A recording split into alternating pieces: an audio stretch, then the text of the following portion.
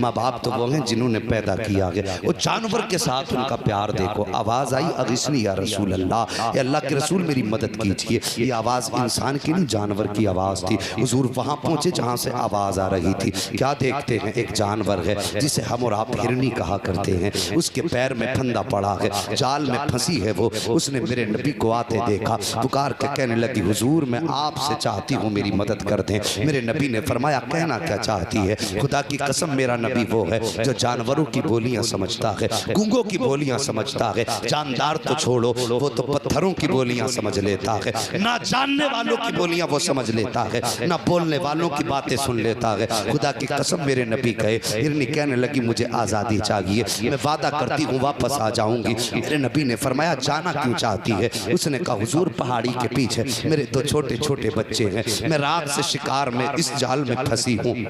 मेरे बच्चे मेरे इंतजार में होंगे, हुजूर वो भूखे होंगे, प्यासे होंगे। आका मुझे यहाँ से इजाजत है, मैं जाऊँ उन्हें दूध पिला के वापस आ जाऊंगी। मेरे नबी ने फरमाया क्या तू सच्चा वादा करती है? हिरन कहने लगी कौन है कायनात में जो आपसे वादा करते और उसे सच्चा ना कर सके? आपसे कहने के बाद झूठ कौन बोल सकता है? मेरे नबी ने फरमाया वापस आएगी। उसने कहा वादा करती हूँ हुजूर बच्चों को दूध पिला के वापस आ जाऊंगी। और साहिब ये जानवरों का प्यार अपनी औलाद से होता है। अगर जानवर अपने बच्चों से इतना प्यार करता है तो फिर इंसान कितना प्यार अपनी औलाद से किया करता होगा। आज जवान बड़ी आसानी से कह देता है, माँ बाप से कहते थे तुमने हमारे लिए किया ही क्या है? और तुझे जवान किया ये क्या ये कम था? तुझे कमा के खिलाते रहे क्या ये कम था? तेरी हड्डियों को ताकत दी क्या ये कम था? तेरे जिस्म को मांस चढ़ाया क्या ये कम था? तुझे बोलने की ताकत दी क्या ये कम था? तुझे समझने का शऊर दिया क्या ये कम था? आज आसानी से कह दिया करते हो तुमने किया ही क्या है? और खुदा की कसम तू जो चल रहा है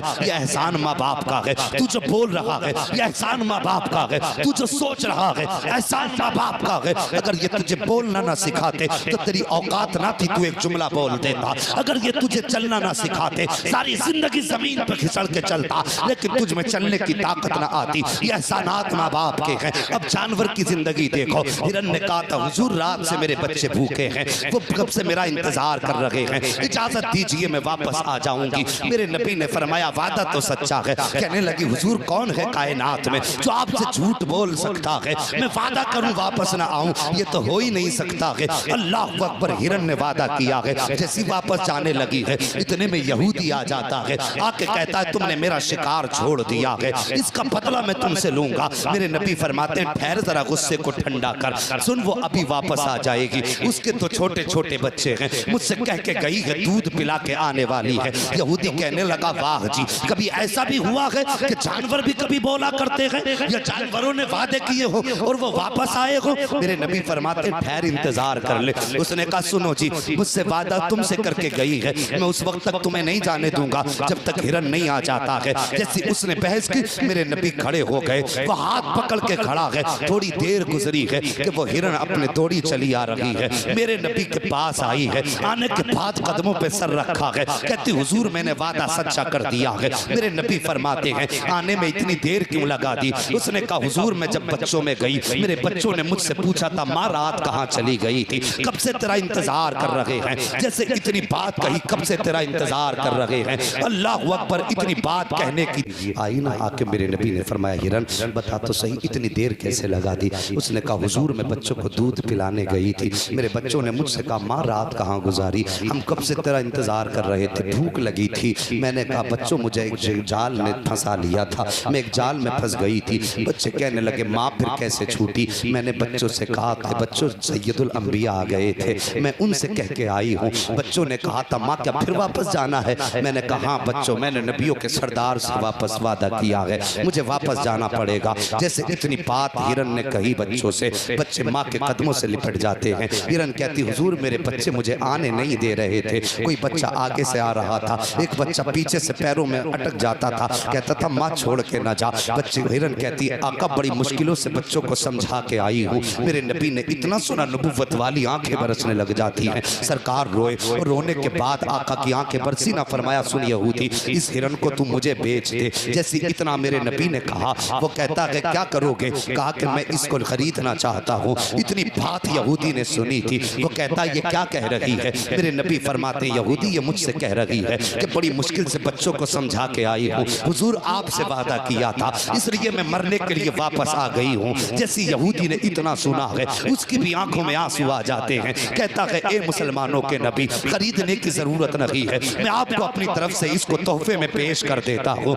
मेरे नबी ने तोहफे में लिया और लेने के बाद बैठे जमीन पे हिरन के सर पे हाथ रखा और फरमाया जा, आज तुझे मोहम्मद आजाद कर दे रहा है, अपने बच्चों में वापस चली जा। वो हिरन पीछे को देखती जाती थी, नबी को दुआएं देती जा रही थी, मुड़ के देखती जाती थी, दुआएं देती जा रही थी। जब नबी वापस चलने लगे, यहूदी आगे बढ़ा, नबी का दामन पकड़ा। जैसे दामन पकड़ा, आका फरमाते हैं अब क्या चाहिए? उसने कहा हुजूर सिर्फ हिरन को आजाद करके जा रहे हो, मुझे किसके सहारे छोड़ के जा रहे हो?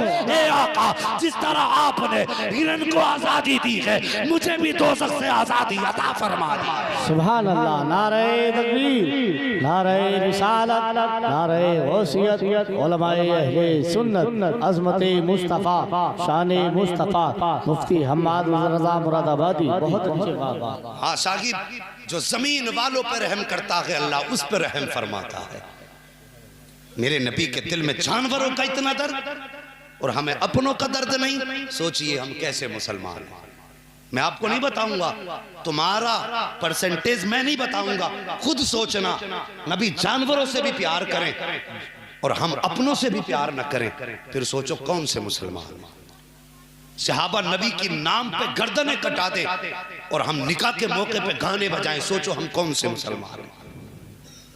मेरे नबी बहन के दस्तरखान पे सूखे टुकड़े खा लें और मुस्कुरा के बहन को दुआएं दें और हम तला भुना खा के भी खाने में ऐब निकालें, सोचो हम कौन से मुसलमान हैं।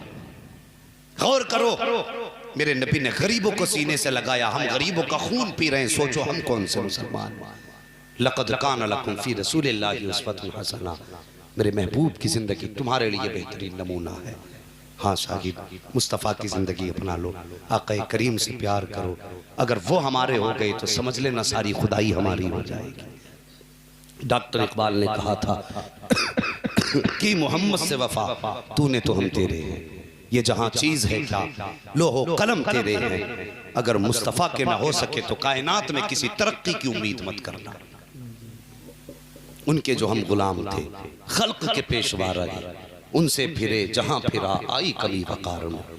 हाँ, ये संबल हमारा पाकिस्तान कहलाता है कि नहीं? इतनी आबादी हमारी और फिर भी हम रुसवा हैं। कमी तो कुछ ना कुछ हमसे हुई है। सिर्फ मोदी और योगी जिम्मेदार नहीं, तुम भी जिम्मेदार हो, हम भी जिम्मेदार हैं। हर बंदा अपने घर के हालात बेहतर कर ले। शादी ब्याह में देखना, तमाशों में देखो, हमारे घर की बेटियां ऐसे लिबास पहनते कि देखने वालों को शर्म आती है, पहनाने वाले को हया नहीं आती। ना सरों पे दुपट्टे, ना बदन पे कपड़े ढंग के। और तेरी बेटी हो या मेरी बेटी हो, कनीज़े फातिमा है, लिबास उनको वैसा पहनाओ। ये नहीं कि मुआशरा किसको पसंद करता है, दुनिया किसको देख के वाह वाह कहेगी, ये मत सोचो। बल्कि जब भी सोचा करो, ये सोचा करो मेरे नबी को पसंद क्या है, मेरे नबी किसको देख के वाह वाह कहेंगे, वो लिबास बेटी को पहना। ये तरीके अपना लो। अगर ये नहीं अपनाओगे तो मैं गारंटी के साथ कह जा रहा हूं, अगर तौबा किए बगैर मर गए तो फिर अंजाम के बारे में सोचते रहना। बदल लो अपने तरीके। सिर्फ ये नहीं, इतनी आसान भी जन्नत नहीं है। हाँ, उसके कर्म के ऊपर है। आज बैठे हो, ना जाने वो किसके सदक़े में आज सबकी खताएं बख्श दे। हम तो माइल बकरम हैं, कोई साइल ही नहीं, रह रवे मंजिल ही नहीं। और क़यामत में याद रखना, जन्नत जो मिलेगी ना, जिसको भी मिलेगी, या तो खुदा की रहमत से मिलेगी या मुस्तफ़ा की शफाअत से मिलेगी। दो ही चीजें हैं जो जन्नत देगी, या तो रब की रहमत जन्नत देगी या मेरे मुस्तफ़ा की शफाअत जन्नत देगी। ये सच है, नबी कब्र में आएंगे, ये भी सच है नबी हश्र में शफाअत करेंगे।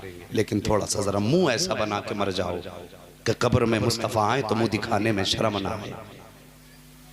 हाँ, चेहरे पे कफन जब पड़ा हो ना तो सीने पे नबी की सुन्नत भी लगी हो, और फरिश्ते कफन हटाएं तो पूछने की जरूरत ना पड़े, दाढ़ी बता दे मुस्तफ़ा का आशिक कब्र में आ गया।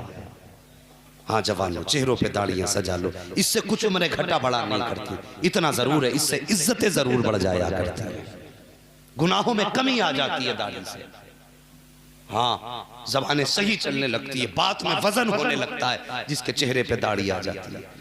वरना दाढ़ी ना हो तो कहते हैं जुम्मन के लड़के ने अच्छन ने ऐसा कहा, बब्बन ने ऐसा कहा। और जिस दिन दाढ़ी आ जाती है ना कि साहब मुल्ला जी देखो ऐसी बात कह रहे हैं, फिर अनपढ़ को भी लोग मुल्ला जी कहने लगते हैं। मेहरबानी करो जवानों, दुनिया छोड़ो, ये रंग इनमें कुछ मजा नहीं है। गाने बजाते बजाते मर गए, कितने एक्सीडेंट होते हैं, लीडें लगी रह जाती हैं, कितने सो के उठे लीड कान में थी, गाने बज रहे थे। ऐसी मौत से अल्लाह बचाए। अगर कानों में लीडें लगानी है ना तो मुस्तफ़ा की नात के तराने सुना कर। सुबह को खेत में जाओ तो नात पढ़ते हुए जाओ, और किसानों हल चलाओ तो नबी की नात पढ़ते हुए हल चलाओ। जमीन की जुताई करो तो नात पढ़ते हुए करो। तेरी मेहनत भी रंग लाएगी, मुस्तफ़ा की नात भी रंग लाएगी। दवा का असर तो होगा ही होगा, जो भी होगा, लेकिन फिर देखना नात पढ़ के खेती कर, और खुदा की कसम दवा उतना फायदा नहीं करेगी जितना फायदा मदीने वाले की दुआ कर जाएगी। तरीके अपनाओ जवानों, आका से रिश्ते मजबूत करो। शादियां हों तो अपनी शादी पे सेरा तेरा बंदे और बातें मदीने वाले की होनी चाहिए। यही आका की गुलामी का सबूत है। खाली गोश्त खाना, टोपी ओढ़ लेना, कुर्ता पजामा पहन लेना गुलामी के लिए काफी नहीं है। हाँ, अपनी हर खुशी पे नबी को याद रखो। मरने की तरफ देख न जीने की तरफ देख, जब चोट लगे दिल पे मदीने की तरफ देख। हमारा रिश्ता मदीने से मजबूत है। हाँ साहिब जवानों, रिश्ते मजबूत कर लो आका से। आज से अहद कर लो, अब तक जिंदगी अपनी मर्जी से गुजरी थी, आज के बाद जिंदगी मदीने वाले की मर्जी से गुजारनी है। रोजी हलाल तलाश करो, दिलों में रहम पैदा करो, खुशी के मौके